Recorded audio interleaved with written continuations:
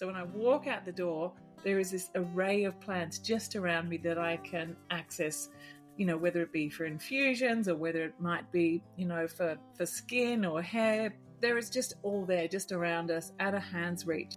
Hello and welcome. I am your host, Tennille Christensen from Earth Mama, where I teach people to get skilled in sustainability. This is the Permaculture Herbalism segment brought to you by the Elder Tree, where we are putting the medicine in the hands of people.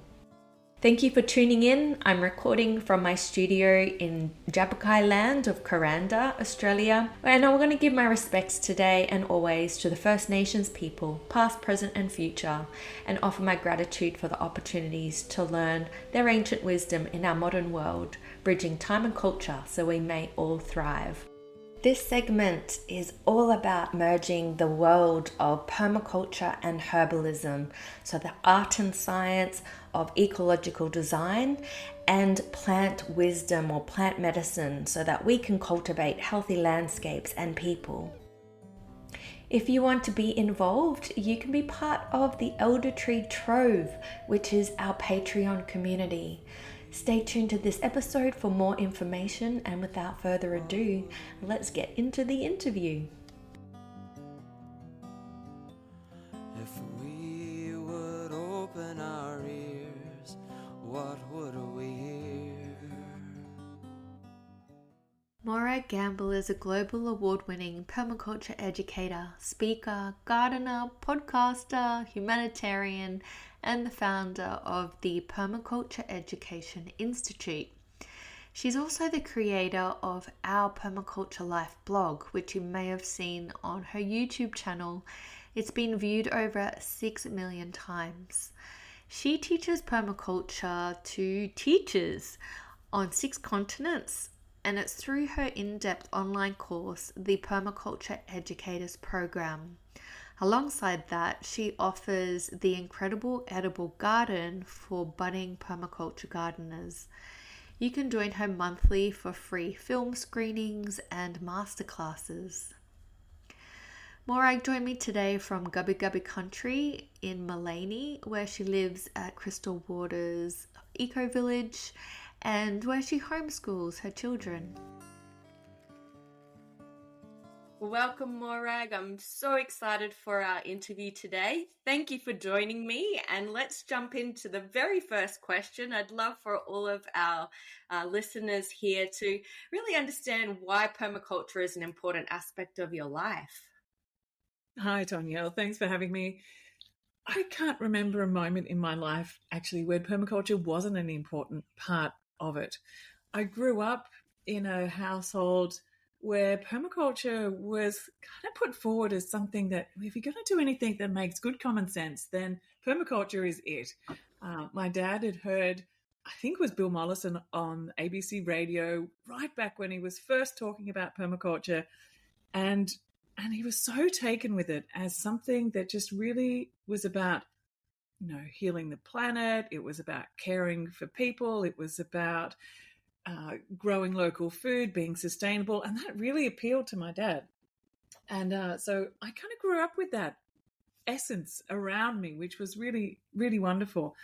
And so now my life is just full of permaculture in all different ways, from homeschooling my kids to I live in a permaculture eco-village, an eco-village designed using the principles of permaculture. I'm looking out here at the moment. I'm surrounded by a permaculture food forest, and my work is entirely around teaching permaculture teachers. And so I really value permaculture as a way that helps us to put on a lens, basically, of looking at the world. It's a way of looking at the world and thinking, how can I be a contributor to the kind of world that I'd like to see come forward? How can I be part of making a positive and practical difference in the world? How can I nourish myself and my family within that too, and nourish the soils, and looking at that whole system? So for me, permaculture offers a really simple, accessible and beautiful platform for us to be able to address both our local and global needs simultaneously in a very gentle way. Yeah, that's so beautiful. And recently I picked up this book called Permaculture Pioneers, and I read all about you. And I thought, wow, there's often a lot of talk about David Holmgren and Bill Mollison, and we're so grateful for them. But I didn't realize until, like I've been on to Northeast Street Farms, and I've, in my earlier permaculture days, read these amazing resources about a guide to starting permaculture community gardens, and it's like, oh, this is all leading back to Morag, and you have this really inspiring YouTube channel about your permaculture life, and the videos, oh, I just haven't even watched them all. It's like, wow, there is just years of resources here. So I've been really inspired, and I just think, and you teach, and in my journey, I've done the designing, the training, and I've also consulted, but I've got to this stage where I feel really passionate about teaching, and the more I've looked into what you're doing, you're really leading that way. You have this double whammy permaculture design certificate and a teacher training, online, self-paced, which is awesome. And I do a permaculture nature kids program, but you've got this ongoing perma youth program as well, and this ethos foundation that's helping East Africa. So hopefully when we go through this interview, if you can share aspects of what you're doing in your life, and because I've just touched on it there, but I'm sure there's so much more information that our listeners would be hungry for based on what I just dropped then. Well, like I said, I've been doing it for a lifetime, so this is all I do. Permaculture infuses its way through all of my work, and yeah, my main focus now, as you said, is the Permaculture Educators Program, teaching permaculture teachers, because I'm really passionate about this. I'm passionate about the planet. I'm about life. I love life.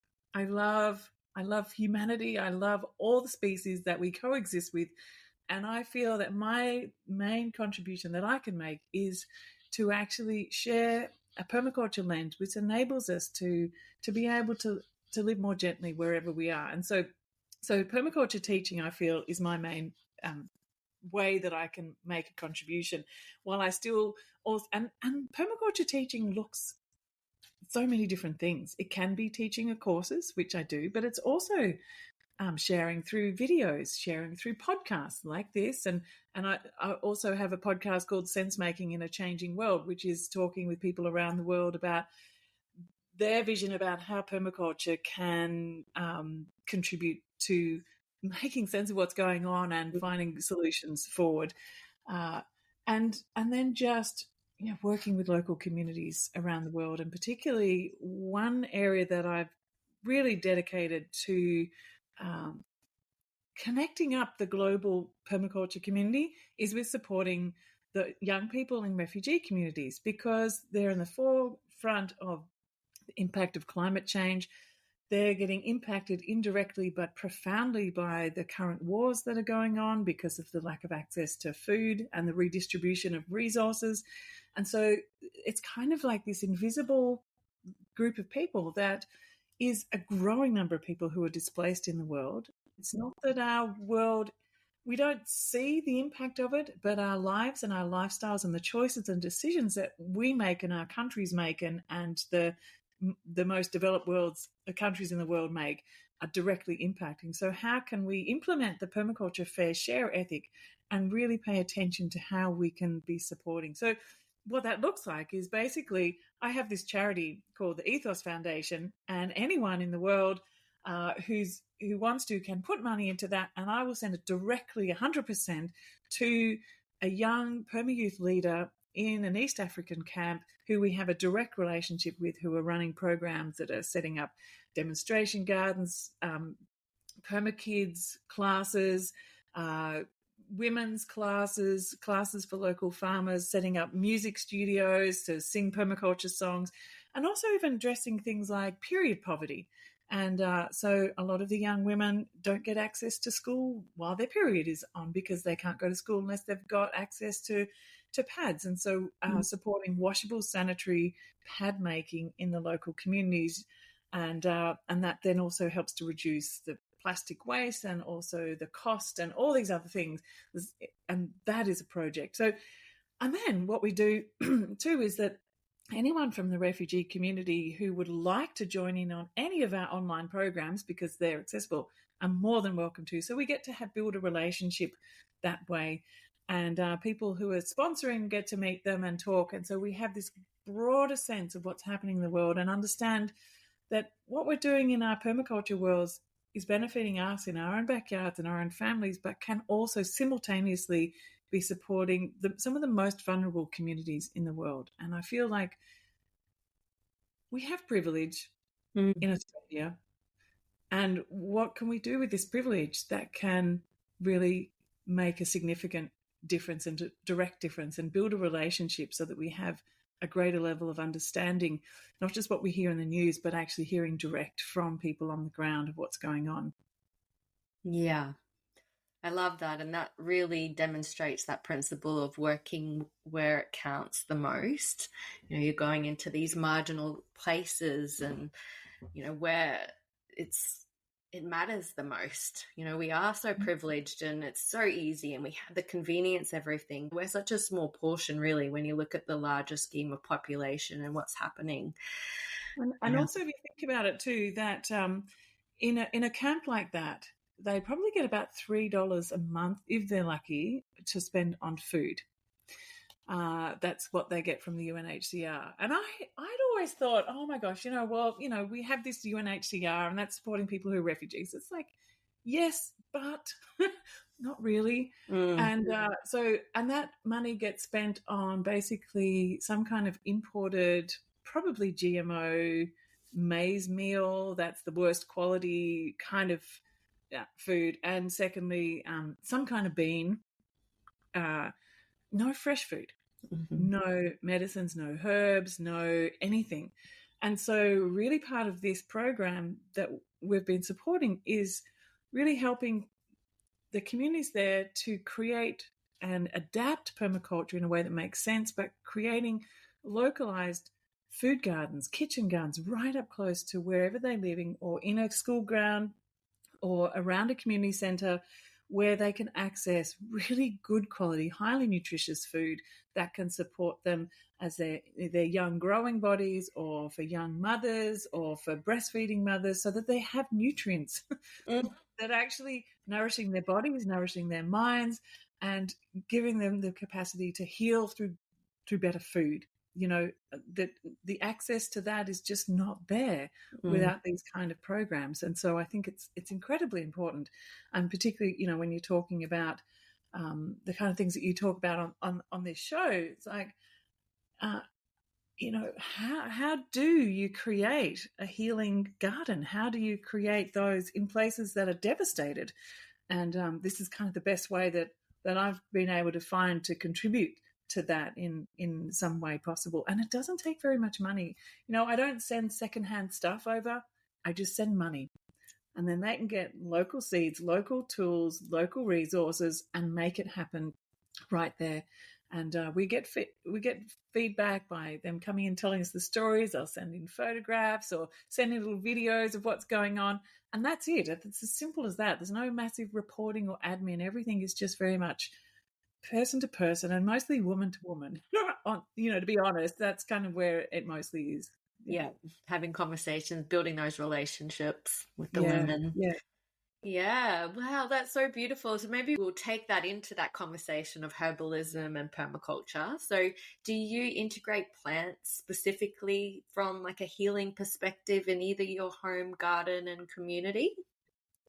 Oh, look, my garden is just full of a diversity of plants. It's one big beautiful forage garden, and that's plants that are healing for me, plants that are healing for my kids, plants that are great for my other beings which are part of my system, say for example the chickens. So all throughout those plants are woven, but particularly I have an area that's right just outside my front veranda. So when I walk out the door, there is this array of plants just around me that I can access, whether it be for infusions or whether it might be, for skin or hair, or when my son goes to the beach and gets sunburnt, like he did the other day, there is just all there, just around us, at a hand's reach. And that the kids, because they've grown up in and amongst that, just know that they're there for them to access as well. So they'll go and self-medicate too, which is really wonderful. Yeah, just an extension of your lifestyle. You're walking past it constantly. And so I'm guessing aloe vera was there for the sunburn. But what other herbs use for your skin and these kind of things? What's in that little beautiful garden that you've got? Or maybe we have just that little section there. Right above is a lemon myrtle tree. So with the lemon myrtle, I'm constantly plucking the leaves. I actually keep that lemon myrtle tree quite low because it's actually in the midst of the herb garden and the sort of the vegetable forage area. So I can't let it get full size. And besides, if I let it get full size, it would create too much shade and the roots would be too big, but also the best leaves would be way up there. So I keep it down nice and low so I get lots of young, fresh, yummy leaves off it. So there's the lemon myrtle, which I use a lot of. Then underneath that, there are things like there's yarrows and aloe vera and pineapple sages and then, lemon balm. There's all these things that are growing in and around underneath that plant.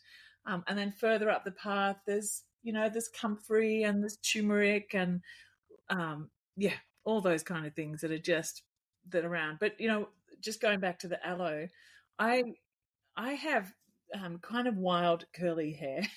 And one of the things I found really helpful is just going out, and after I've had a shower, is just going out and grabbing a leaf of the aloe vera, opening it up and just combing it through as a leave-in conditioner in my hair. And then, so I don't need the conditioner. I just, go out, get a leaf and then toss it back in the garden as compost. And so it's part of my way of, years ago when my daughter and I, we did this plastic-free July challenge together. And we were trying to say, okay, let's go into the shops and see what we can buy that doesn't get wrapped in plastic and what are the things that you just can't get. And so as part of a homeschooling challenge, and, one of the things we kept coming around to was like, oh gosh, well, it's, shampoos and conditioners and all these different things. And so, together with her, we did this research on what it was that she could use. And so she still continues to use. She's moved out of home now already, and she still talks about how she accesses a little pot of aloe vera near her. So aloe vera is, and then before I toss it out into the compost, I put a bit on my arms and on my face, and then it's such a great plant to have as an external plant for all different things. And I didn't even have to mention to my 15-year-old son. I remember when he was little, I'd try and put it on and go, ew, it's too goopy. Dude, put that on. Anyway, I came back from, I was out and he must have got home before me from the beach with his friend. And there was all these aloe vera strips on the bench. I thought, I know what's going on here. It does come through just by you leading by example, isn't it? You just have it in your life and they just learn without you having to really teach them. And I think that's a really interesting thing, isn't it? When you create a context within which learning happens, you need to do less teaching about stuff and it just becomes lifing. And I was talking about that with my son the other day, actually, about looking after chickens. And he says, oh, I don't look after the chickens, although he does, but he says, I don't want to look after the chicks. I said, yeah, but you eat their eggs every day. And he says, yeah, but, well, yeah. I said, I think it's one of those really useful life skills. You never know, like when you move out of home or sometime if this might be one of those things that you really value, knowing how to do that. And he went, oh yeah, you're right. Off he went up and did, looked after the chickens. And it's just around you. So, but I love the thing about knowing that they know which plants to reach for in the garden. And, even my little 10-year-old will know what all the plants are called and what they're good for and what he can reach for. And if we have groups of people coming over, he'll walk out and he'll start telling people what's there. I have to say though, if I start to ask him to eat too many greens, he will get rather upset. But he knows what they all are and what they're good for. I can totally relate. It's like the way that I hear my children talk, well, even what's reported back from her school, from homeschooling and different things, groups where they go into the garden. It's like, Nova's got all this information. I'm like, she doesn't say these things at home with me, but it does filter through. It does, yeah. And I think that's wonderful. But yeah, I just like also to have such a variety of things in the garden that are good for all sorts of drinks, lots of infusions. And I'm constantly grabbing handfuls of different plants. Like I mentioned the lemon myrtle. That's one of my favorite ones. Actually, one of the things I love to do with that is just as I'm going out, it's right on my pathway as I'm going out.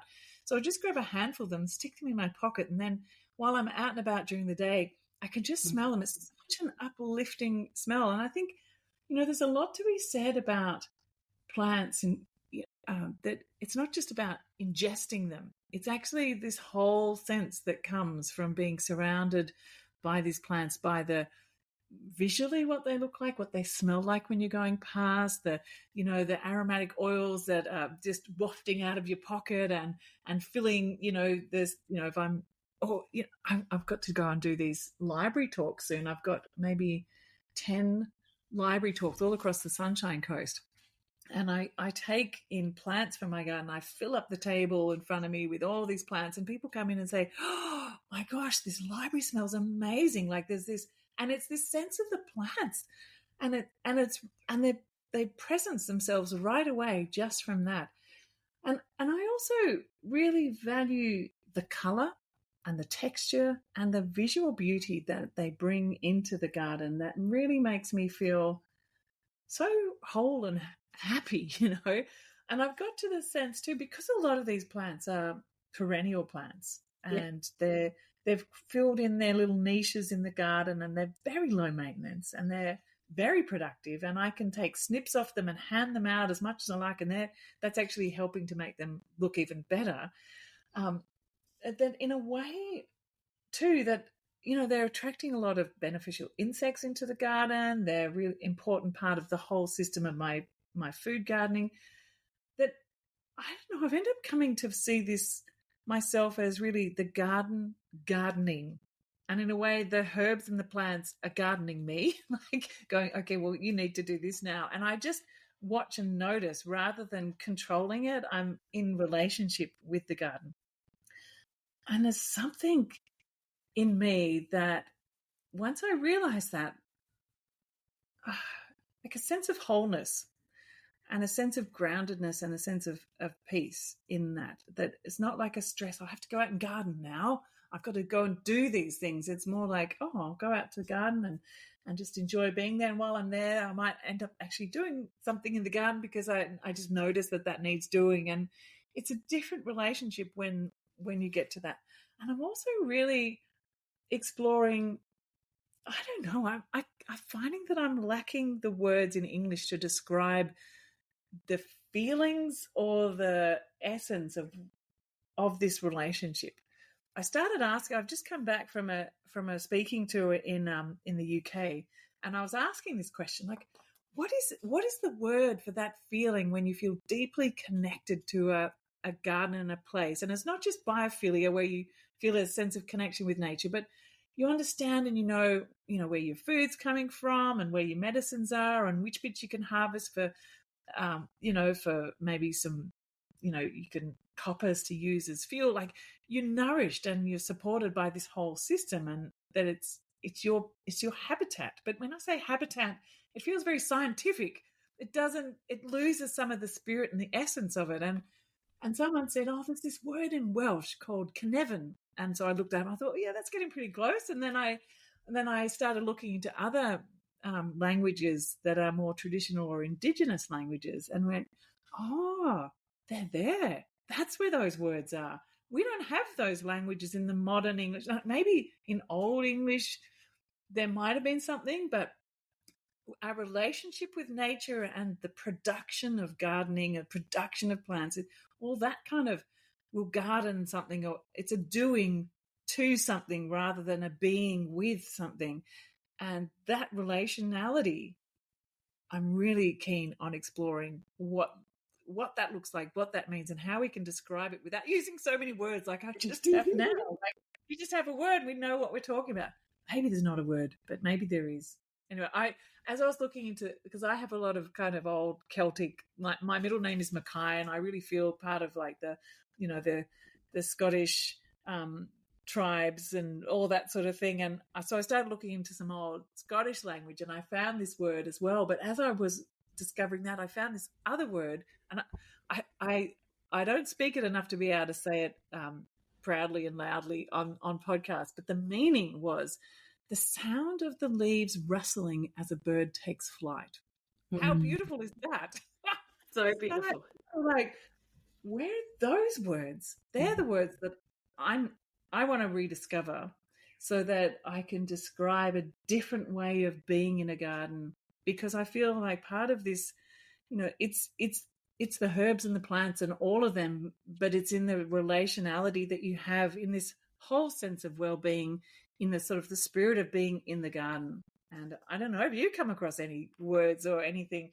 I was asking a young Aboriginal guy the other day, and he thought for me, he said, yeah, we got a word. It translates something like home. And my first reaction in my mind was like, nah, that's not it. And then I went, oh, hang on a tick. I think it might be. Because in my mind, the first thing when someone said home was house, like we have this, like my house is my home is my house. But no, home meaning like where we are really at home, where we really feel we deeply belong, where we feel like we are nourished and supported in that whole sense. And I went, well, that just shows my limitation in that framing, and the language frames how we think. And that's what I'm exploring at the moment. I'm feeling really excited about this possibility of understanding differently by having the language to express it. I love that. It's so thought-provoking. And as you were speaking all of that, I was thinking, yeah, maybe our Indigenous culture here in Australia, First Nations people always talk about belonging to country and their country. And it's really coming into that embodiment of the reciprocal relationship with nature.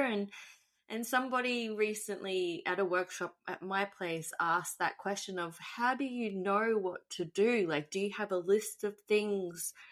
Their mind is very like analytical and step by step. And I said, yeah, I had some guides at the beginning, but really once you begin to be gardened by your gardening, and that first principle of observe and interact is constantly happening. And when people say the plants talk to me or speak to me, I get it now, in the sense that I'll walk over and I'll go, hey, what's happening here? And I just, go into the space of observation, and the plant's like, please leave me. I'm going to seed. And it's like, okay, part of me is like, oh, you're a bit messy and you're falling over my garden in my pathway. But I hear you, and that's really important, and I will leave you and save your seed.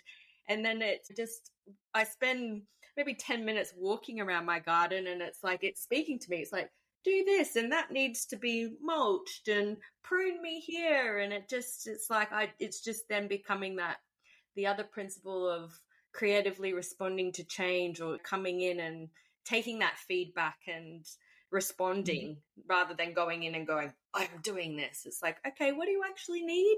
What needs to happen here?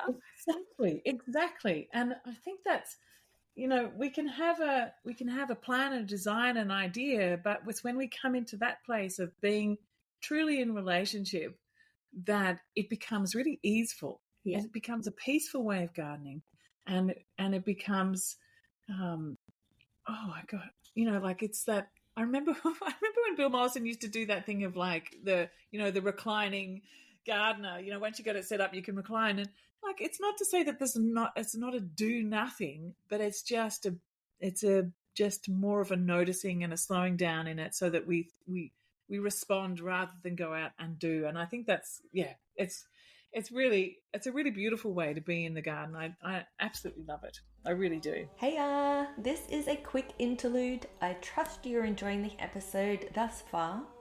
Did you know that the Elder Tree is a not-for-profit organisation? We are empowering grassroots herbal education and earth skills to ensure holistic healthcare is accessible to everyone. Beyond this podcast, we have the Elder Tree Trove, which is our Patreon community. It's more than a membership, it is a space where our listeners become co-creators of our mission, which is to secure the future of herbal medicine in Australia with an education centre and healing sanctuary in far north Queensland of Australia. To be more involved, you could join us as a Patreon and become an integral part of our community. For just $2 or even $8 per month, you can stay connected with the herbalists, the healers, and the permaculturists we interview and access their special content and offers and their ongoing expertise, all for you to harvest. Now let's get back into the interview.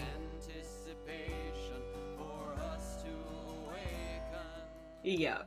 And it just comes, you can't teach that. It's like you can show people how to get to create and design it and to have inspiration and create a garden. But until you're in that space and the plants are there and you're working with it, you might get the sense and that inspiration and feel when you go into somebody else's garden and go, my earlier days of learning permaculture, I just went out and explored all these community gardens and go to all these elders' houses. I just was so thirsty to see these demonstrations, and these places have a really special feeling, and I want to create that. And then when I went in and I've done it in different gardens over the years, it's like, yeah, it's only through the doing and then the being in that space that all of this information comes through, and it's not written information. Yeah. It's that, I read about that time, but now I actually feel it.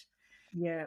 Yeah. And it's time, that's the biggest ingredient. Often we're too busy to get to a certain point, whereas it's just taking the time and noticing and remembering and being in conversation with other people, but being in conversation, like you said, with your garden.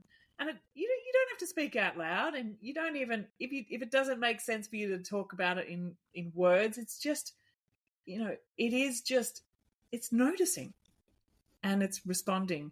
And I do that too with even the the vegetable side of things too. I notice, oh, look at that, there's little mustard greens that are starting to self-seed up there. Oh, it's brassica time. So I read the landscape, I read the garden is saying, now it's a good time to start putting in things that are of this family because the temperature is right, the conditions are right, the soil moisture is right.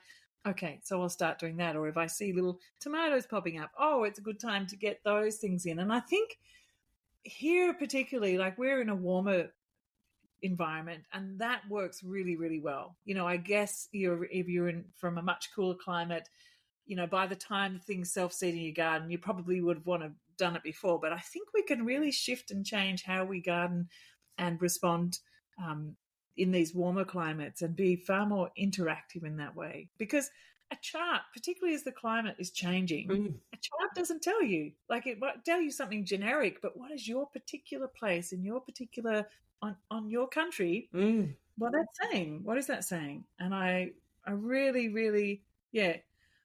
You're right when you say, it's like, oh yes, that's what they were saying, and there's these new layers of understanding that you sort of keep peeling off these layers, and you get deeper and deeper into it, and then there's these aha moments that happen all the time, which I absolutely love. It's just beautiful, and I find that really grounding and healing and calming. Like that deepening of that relationship with the place in which I am, but also noticing that because I'm grounded in place here, recognizing that it's only 25, 30 years that I've been here, that's not very long in the history of Indigenous cultures in this place. But I feel like I'm starting to get a sense of what it means to be really in relationship with place, that as I enter into that here, I notice when I land somewhere else, I'm also interacting differently. And I think that is a really, I'm noticing that more and more now too, and being really aware of what plants are just finding their way, and I read the plants mostly. The plants are the sort of the language of a landscape. Yeah. They tell you what's going on underneath. They tell you what's going on with the wind. They tell you what's going on with the nutrients in the soil. They tell you what is the natural ecology of the place. And you, by able to be in relationship with the plants and noticing them first, then, and what kind of foods are emerging, just unfolding in that place, it helps you to find a way to connect.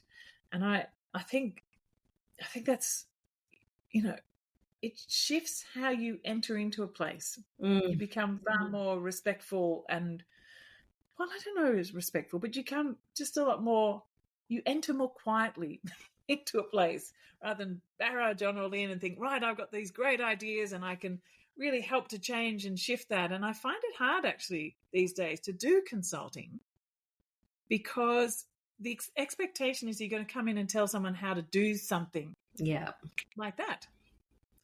Whereas the conversation that needs to happen before you make any observations, and the observations that you need to do before you even tell anyone what observations you're making, I think is a really important thing. So it's this sort of time. So I really enjoy engaging with a group in a dialogue about place, or to host conversations to talk about how you see or how you design yourself over a period of time. And that's why, teaching design or teaching education about how to design is where I've now pay attention. It's like, how do you put on that lens? What does that lens look like? What are the things to notice, rather than going in and going, oh, well, this is what I want to tell you what to do.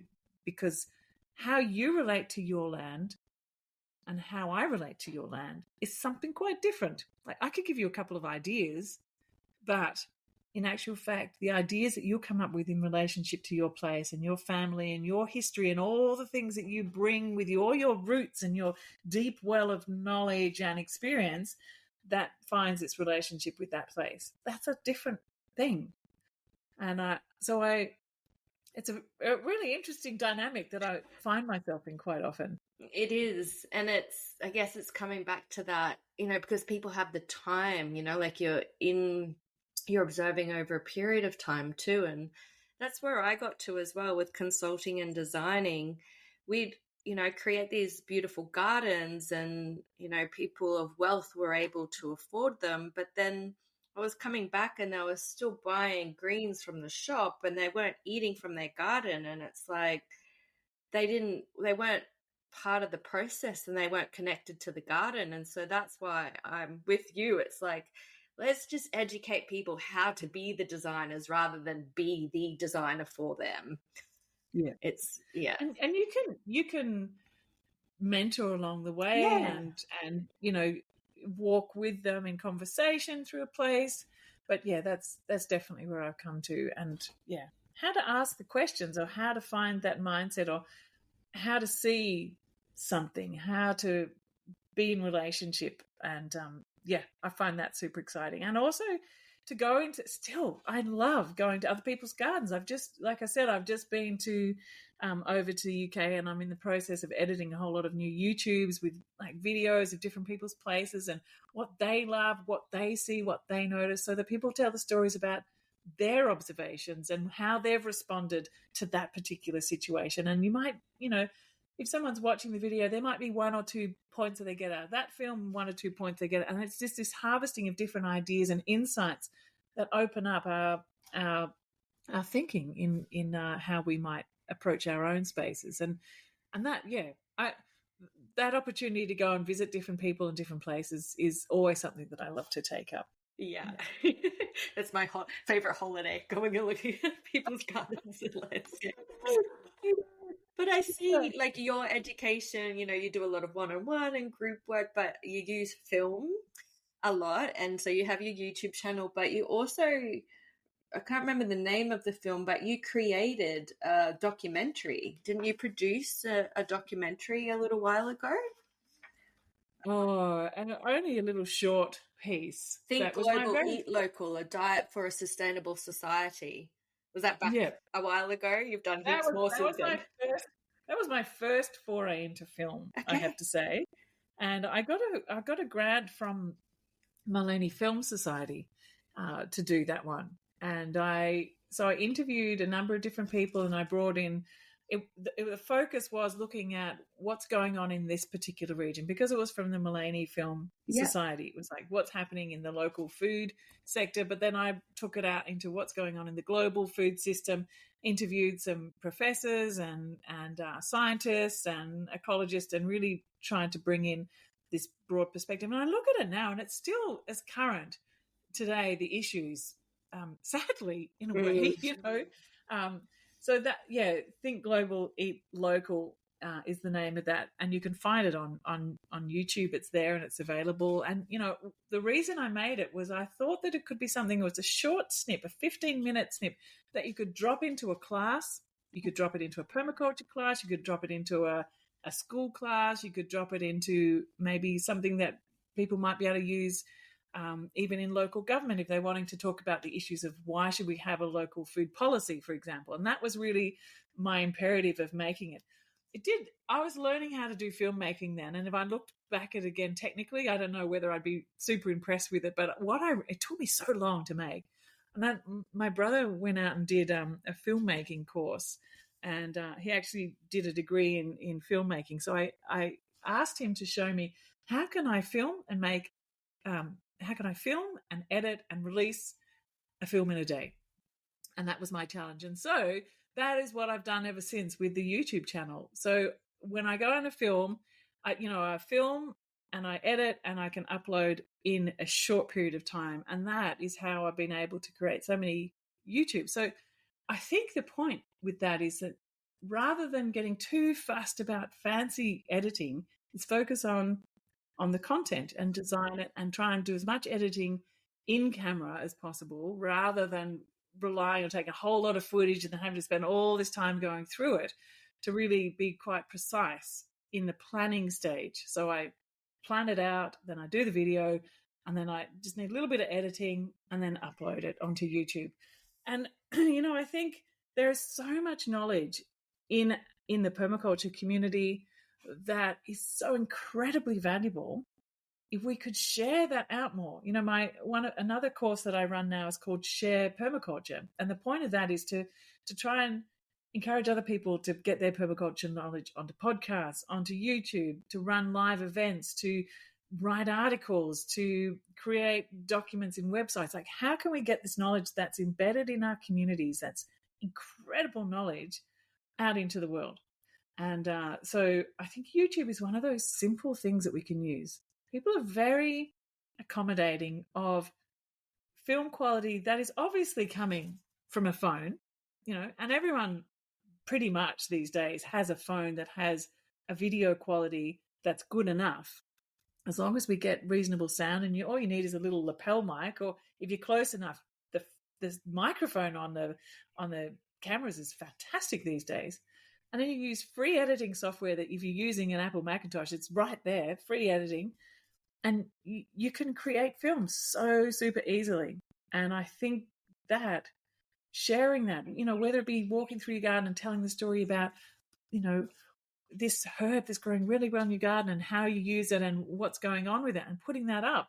And then the next week you might see another herb that's, as you're walking through the garden, that's really flourishing. Think, I'll just make one about that today and put it up. And so that knowledge and those ideas gets shared as much as possible. So yeah, the first documentary took me a while, but ever since then, I've realized that the more that we can get the content out and share it, the more regularly that we share it, then yeah, it's a wonderful world of permaculture community knowledge building and sharing that we can tap into. Well, you've really inspired me in that, because that's a huge block for me. So I'm just hearing that you do all of that in a day. I yeah, I need to do that sharing permaculture course with you, because I do need someone to mentor me on that side of things.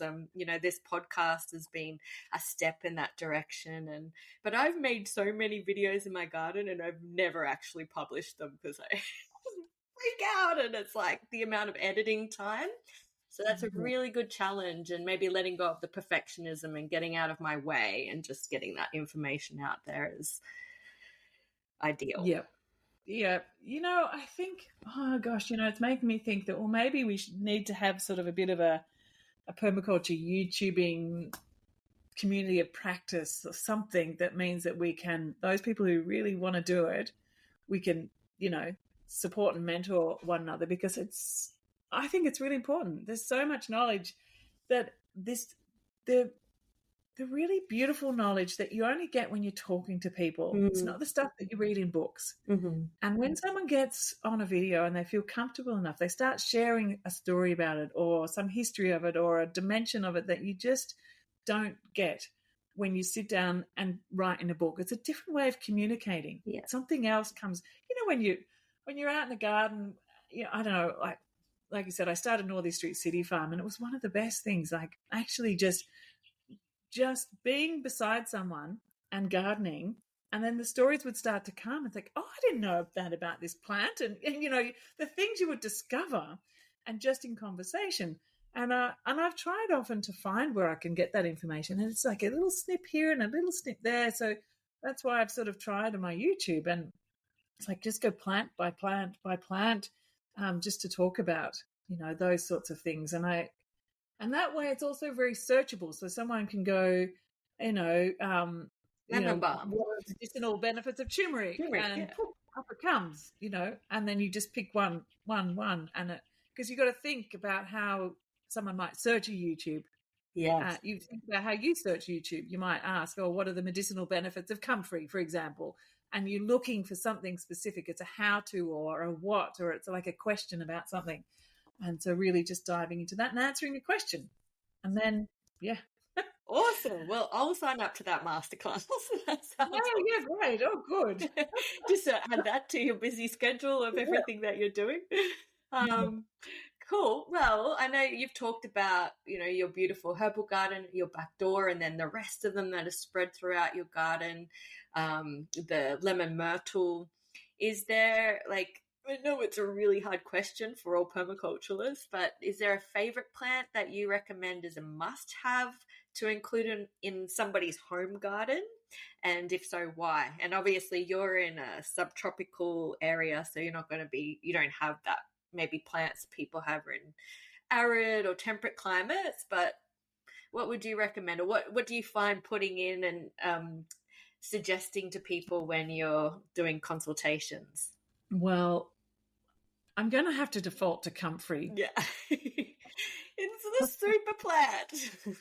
Look, one reason, firstly, because of its capacity to grow in so many different areas is why I've picked it. Because, like I said, I've just come back from Wales and England, and it's just growing all over the place. I see it here in the subtropics. I see it in Melbourne. I see it all over.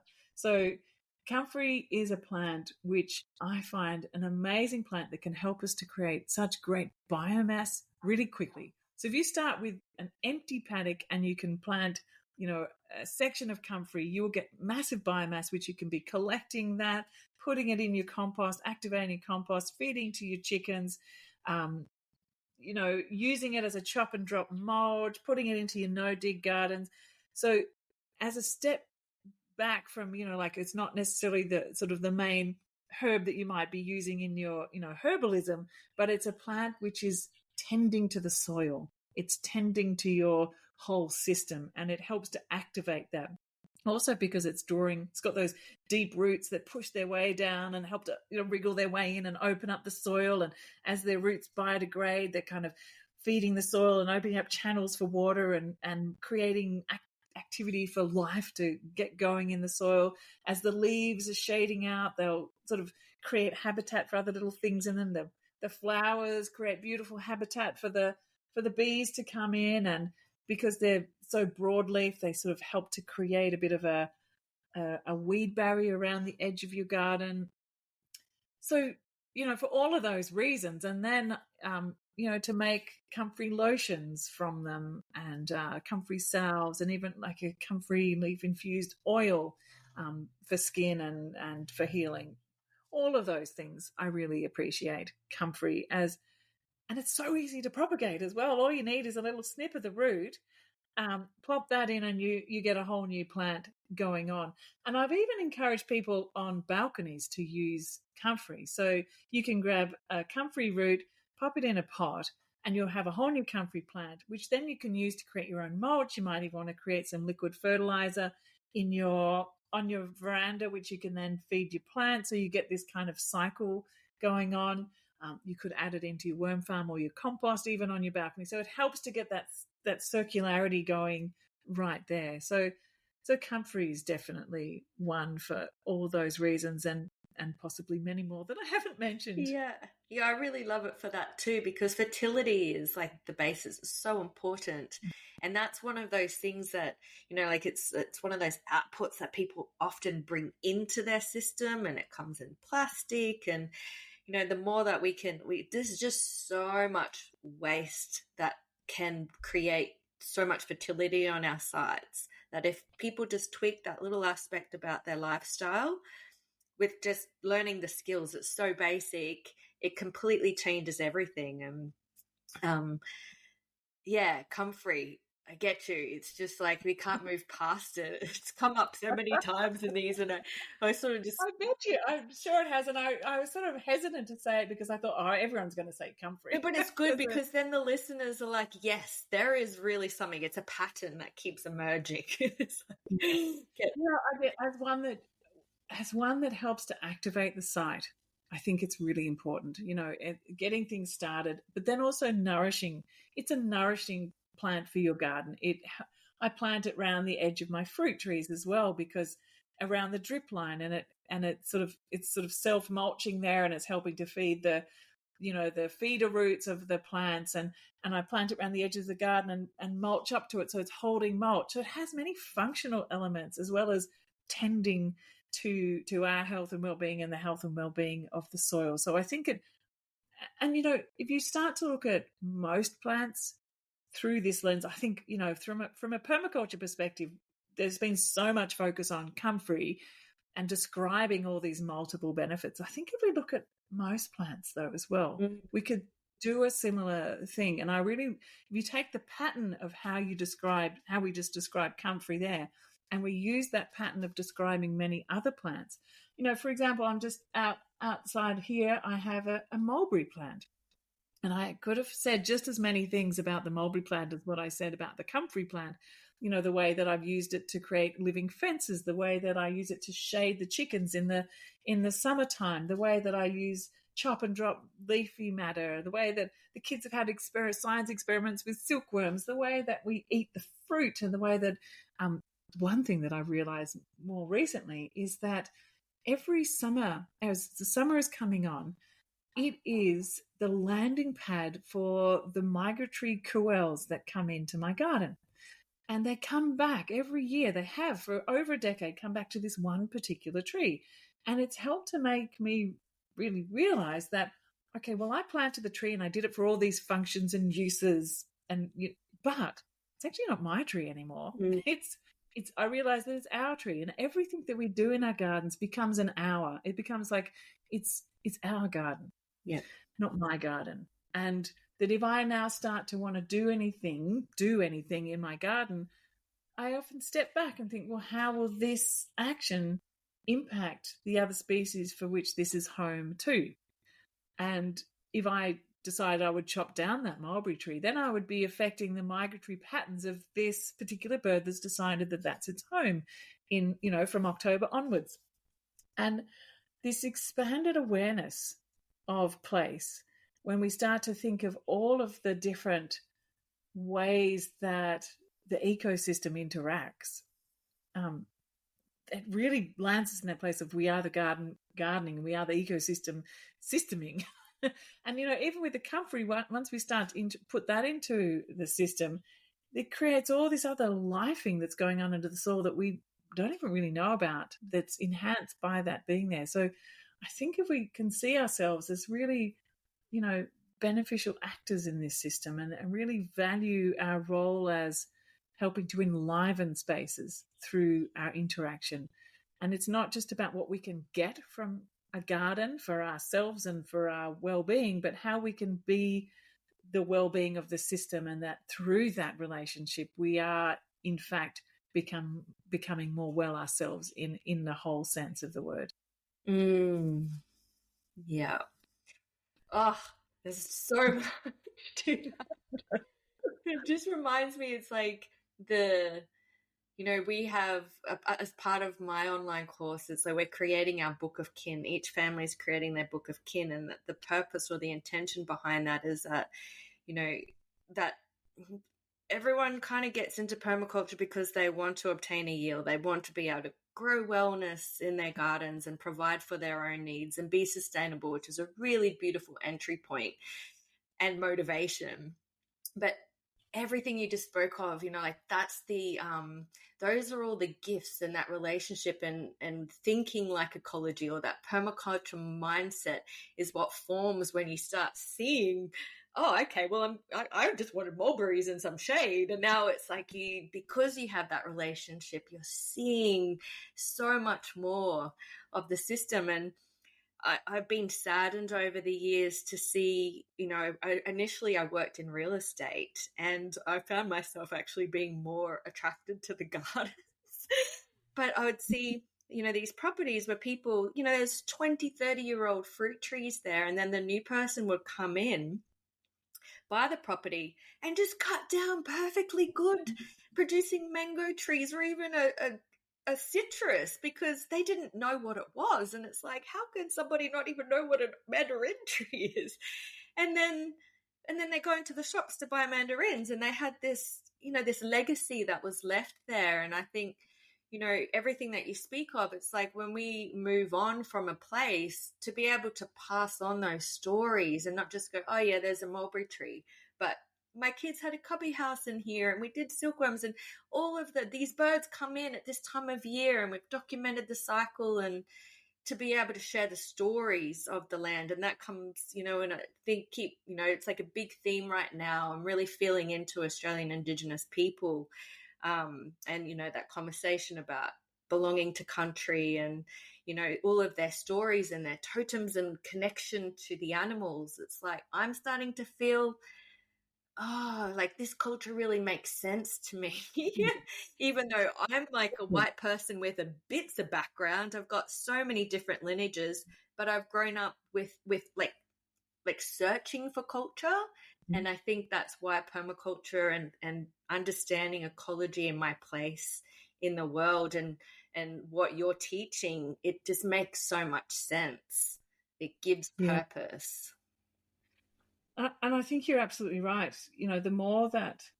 Same here, the more that I deepen my relationship with place, and through my garden, through the habitat that I find myself within, I'm also finding that I understand more deeply the stories and the dreaming and the Indigenous culture that's around. And in talking with elders too, and saying, asking the question was like, well, how do I relate? I'm not from here, and I feel like I'm a blow in, and all of those sorts of awkward questions that we kind of sit with. And I said, well, where were you born? I said, I was born in Mitcham, in near Ringwood in Melbourne. He says, well, that's your country, that's where you're from. But the fact that you are here now in this place, and if this is where is home for you, then be in relationship, act respectfully, be a steward of the land. Like, this is the gift that you have to be in this place, and how you react and respond and be part of it, and help to either regenerate it, restore it, and tell stories and be part of restoring the landscape is really important. And that's part of us actually being in better relationship with Indigenous communities and with our country than if we just go, oh, we're not from here and we can't really relate, so we won't, and we'll just kind of like be in a consumer relationship and a doer relationship.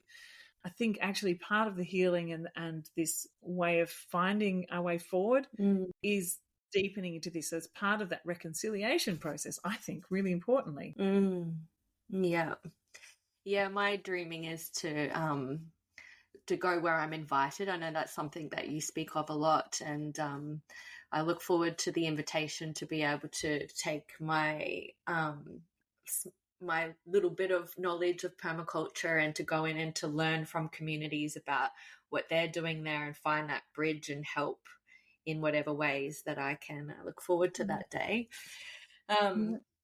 But let's move on because we covered so much. We're already an hour in and it's just passed so quickly. Already? Oh my gosh. So has there been an experience or a situation in your life where, you know, your health maybe you needed to rely on herbs, specific plants for your health? And could you share a little bit about how you've utilized things from your garden to improve your health?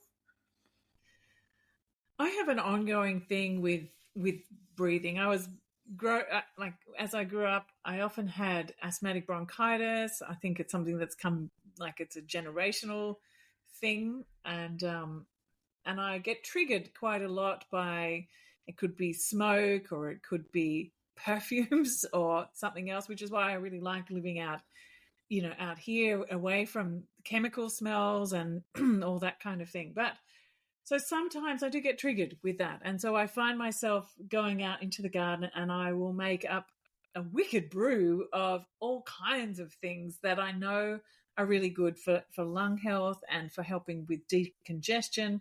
And so it's never just one thing. And I think this is really also important that I've noticed too. There's never just a go-to one plant.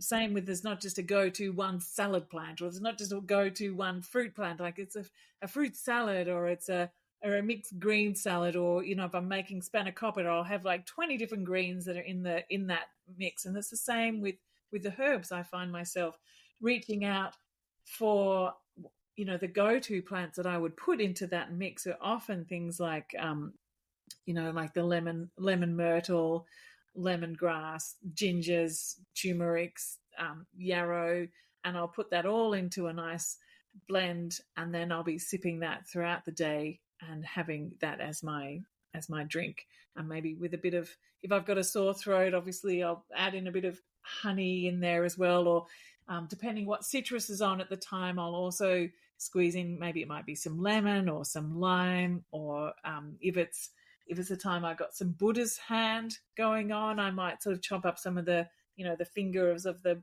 Buddha's hand, that ancient citrus that doesn't have any juice in it, but it's all just pith and fingers. And I learnt from a Chinese woman. She was saying, well, in China, what we do is we chop up the fingers and turn them into like they either candy them and they have them as lozenges, or they just dry them and put them into tea as something that helps with decongestion as well. So, and sore throat. So all of those things in together, whatever's seasonal as well. And I think that's really important. It's not like, okay, well, I have this ailment, so I notice that there's this plant, I'll get it and I'll dry it and I'll keep it on a shelf, because I don't know this for sure, but my intuition is that if I get it fresh from the garden and it's seasonal at that time and it just comes straight from the garden to me, it's going to be more potent and address. And I'm drawn to the things that I think, oh, a bit of this and a bit of that and a bit of that, and it goes in together. So the things which help me to stay breathing clearly are the things which I really, really value and I use quite regularly. And I think also part of the lemon myrtle too is that as I go out in the day and I'm going out into places where I know there's other smells that might set me off, there's that clear and easy breathing, that calmness that comes over you when you smell, that happy, calm feeling that you get when you smell lemon myrtle. It's like, like you can't stop but do that. And I used to think it remind me of, I don't know, as a kid, I used to have that lemon sherbety stuff. Like, I was like, I grew up in a house where we had no sugar, no salt, no tea, no coffee. No, there was none of that. And so every now and then you'd go to the shops and get lemon sherbet. It was like a treat. And there's something about lemon myrtle that makes me remember that. But I don't actually think it's that anymore. I think it is actually that the lemon myrtle is such this beautiful, vibrant scent and flavor that it has its own uplifting feeling in and all of itself. Yeah. And it seems like very intuitive. Like as you were sharing that, I'm seeing this beautiful visual of you walking through your garden and picking it all up and in your kitchen and brewing it away. And I think, it's an intuitive process, but also, with the seasonality, there's no packaging. There's no reliance on a system outside of yourself. It's like you have your sovereign in your healing right there. And I guess like just doing that regularly is a preventative thing. It's not actually getting to a point where you're sick. Yeah. I very rarely find myself sick because if I feel a little bit, maybe like I'm getting a little bit overwhelmed, like I do a lot of stuff, and sometimes I can feel my nervous system just getting a little bit ragged on the edges, I'll just go for a walk down the river or go out into the garden. And so that just to take a breath and calm down. Or if I feel a slight tingle of something, I'll just go straight out in the garden and get onto it straight away. And so it's that way of just being in tune with my body and being in relationship with the place and my garden that helps me to stay in that sense of wellness. I mean, every now and then, yes, I do get something comes on, but typically it's really about that being constantly in the state of trying to be in wellness. Yeah. And rather than go, oh, sick, right? And I used to do that a lot. I think when I was younger, I would go, crash. I can relate. And my mum just said, here we go again. And she just said, this is such a pattern of yours. She saw it. She saw straight through me. I went, yeah, you're right, Mum. I was like, I actually need to be a little bit more mindful that I'm not superhuman. I actually do need to pace myself a little bit more, and I can still do all the things I want to do, but just in a more easeful pace that is nourishing for me, and also means that I don't crash and then not used to me or anybody else, my family included. Yeah.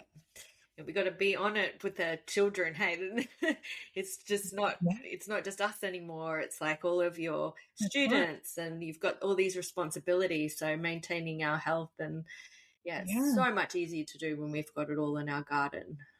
I know, and I feel totally blessed that I can have it just straight out my door. When I lived in the city and I was renting, I actually made sure that I moved to a place that was just up the road from where we created the city farm. So even though I didn't have a garden of my own, I could go to that garden. I could hop on my bike and roll down, and within 30 seconds, I was at the garden, and it was really my back door.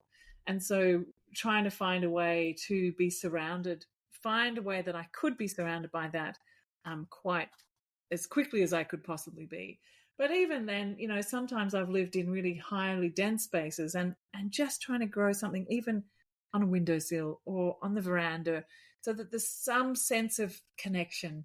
And, even as simply as doing, sprouting in your cupboard, that you've actually got something that's alive, that you're tending and caring for, that's part of your well-being, really makes a huge difference, I think. Yeah. Yeah, it's a good point about community gardens or even friends with gardens or your neighbors. If you don't have the space or you're renting, there's always these other options of engaging and providing for your needs. All right, well, I'm really excited about this final question, which is, what is alive and thriving in your life right now?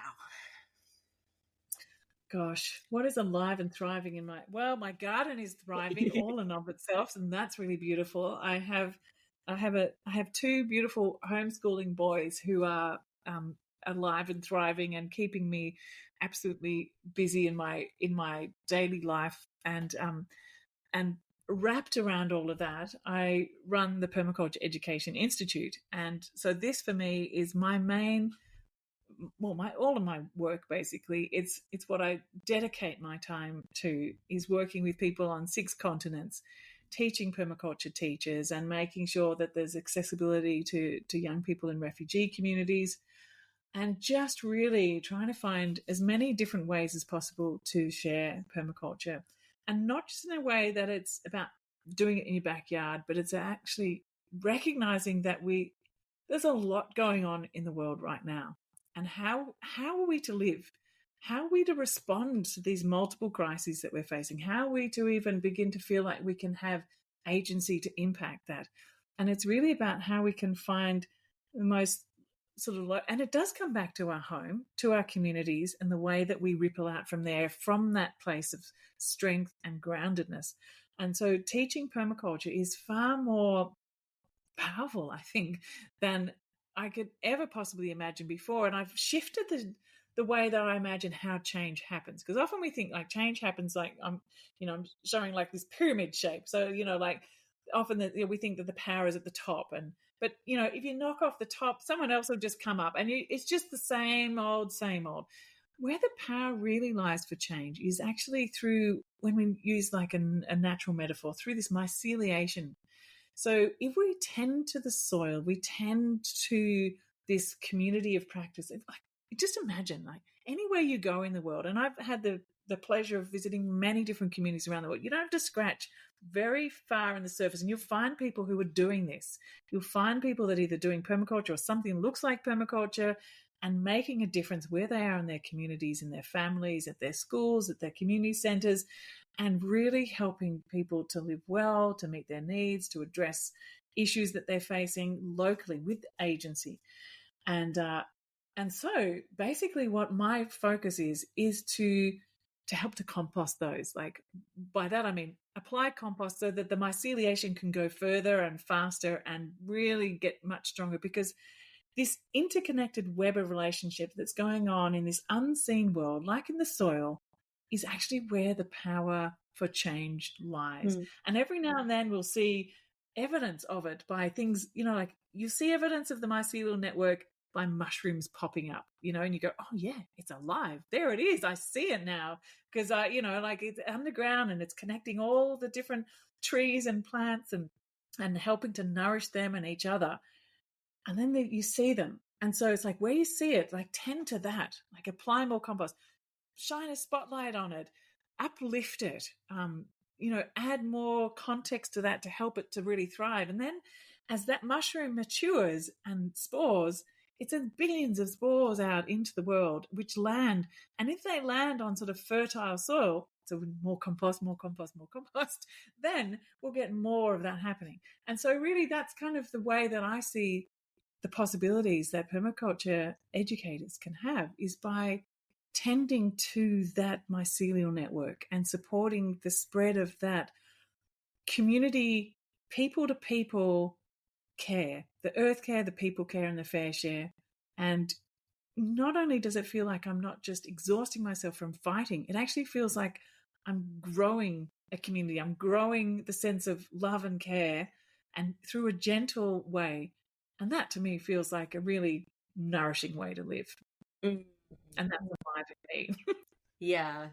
I listened into something you said a little while ago about, in your activism's time, and I was the same. It was like, no to this, no to that. And just this energy of fight. And it's coming into permaculture. This is solutions-based. This is positive.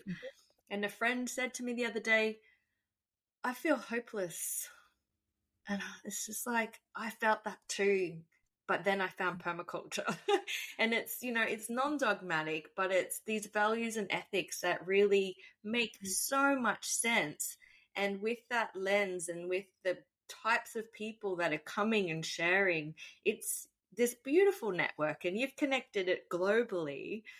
And you're working with teenagers as well, like that younger group. And I see on your course, for people who are studying your design certificate, you also invite children, so support like homeschoolers, so children can do it as well. thank you for this work, and it really, inspires me in the way that I want to be able to run my business and do my education as well. So, thank you for all of your sharing today, and for the work that you do in the world, and the placemaking podcast is something that I listen to quite often. Placemaking in this changing world. Sense making in a changing world. Sorry, I got that wrong. I will put the link there so people can connect to that, because the 6 o'clock news really shares a whole lot of fear, and these, how you said you're shining the light. It's like there is so much going on, and we can tune into that frequency. We can tune into these good stories and this information, and it propels us. It gives us hope, and we can grow. We can grow with that light. How can you grow? You just want to contract when you're constantly bombarded with fear. And I think, that your friend that you said was feeling hopeless. And I think once you start to connect with people who and they start to talk about things, they're like, oh yes, I feel like that. Yes. And you start to find a group of people that get you and who understand and have that possibility. And I wanted to just say there was this, when I was away, I went to this amazing conversation around about different ways of education. And I've always talked about, permaculture education is really about head, heart, and hands. It's like all of our ideas. It's really bringing our heart to the table. It's not just our head, but also it's very practical. But they added in another one, and I really like it. So a fourth H. So it's head, heart, hands, and hope. Yes. I thought, beautiful. Yes, we do. We need to have that sense of hope and possibility that there are other ways forward. And this is the big question that I always hold in my heart, is like, how are we to live, in order to create this hopeful, positive future? And I really do think that hope, just tossing that into the fourth H, is a really lovely way to go. Oh, yes. I'm going to weave that in now too. And I think that's a really beautiful way to finish our interview today. Thank you so much for your time. I can't wait until everyone can listen to this. And we'll stay connected and share all of those links and all of your good work, so everyone listening can just click on those and, explore the world of Morag and connect to what wonderful things you're doing. And thank you, Toniel, for all the things that you do for this podcast, but also for all the amazing things that you do with the children's programs. It's just absolutely fantastic. And I share that with as many people as I possibly can find, because I think it's absolutely fantastic. Oh, I appreciate that so much coming from you. All right, we'll say goodbye today. Thank you so much. Bye now. Bye. Thank you. Well, that's a wrap for this episode. If you enjoyed it, please share it now with someone you know will benefit from this information. And remember, we're not just talking about change, we are cultivating it. Through these conversations and through the Elder Tree Patreon community, together we are sowing the seeds for an education center and healing sanctuary. You can unlock access to our treasure trove of wisdom via our Patreon, so you can do that in the show notes below or from our website. Please subscribe now and leave us a review. It really helps the bots share our podcast with the world, and your support ensures that this podcast and our vision can thrive. To grow them is to know them them is to use them is to love them, and then happily herbs become your way of life. May you be blessed with good health and many plans.